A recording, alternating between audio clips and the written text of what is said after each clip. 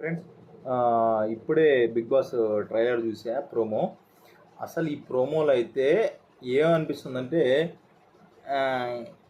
ఈ నిఖిల్ ఎందుకు అనవసరంగా సీన్ చేస్తున్నాడా నాకైతే అనిపిస్తుంది. అంటే టాస్క్ ఇచ్చారు, టాస్క్ ఓకే, కానీ ఏదో పెద్ద తను గెలిచిన దానికన్నా సోనియా ఇదైపోయింది అన్నట్టుగా సోనియాకి ఇంత ఫేవరెటిజం చూపిస్తున్నాడు. అది చాలా పక్కా క్లియర్గా అర్థమైపోతుంది. అండ్ ఇంకోటి ఏంటంటే, మన ప్రేరణ, అబ్బా, ఈ తిండి విషయంలో కూడా ఏదో ఇది చేసినందుకు ఫస్ట్ టైం విష్ణుప్రియ అలా ఏడవడం అయితే జరిగింది హౌస్లో అనమాట. ఎందుకంటే తిండి విషయంలో ఎవరిదైనా ఆకలి అన్నట్టుగా నిజంగా అయితే ఆ విషయంలో ప్రేరణ చేసింది ఖచ్చితంగా అయితే 100% తప్పు నా ఉద్దేశంలో.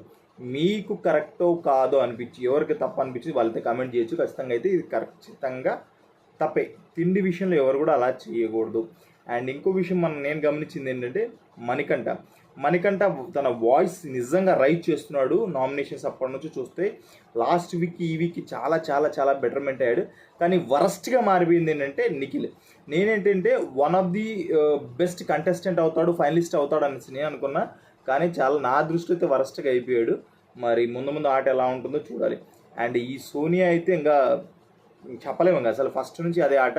ఈ ట్రిక్కీ గేమ్స్ అన్నీ కూడా కన్నింగ్ గేమ్స్, ఫేక్ గేమ్స్, ఈ ఫేక్నెస్ ఏదైతే ఉందో సోనియాలో క్లియర్గా కనపడుతుంది. అండ్ దీనికి ఆమెకి నిఖిల్ సపోర్టు, అండ్ యష్మికి సోనియాకి బాగానే వారు జరుగుతుంది, వర్డ్స్ వారు. అండ్ ఇక్కడ యష్మి కూడా ఒక్కొక్కసారి వాయిస్ రైస్ చేసినప్పటికీ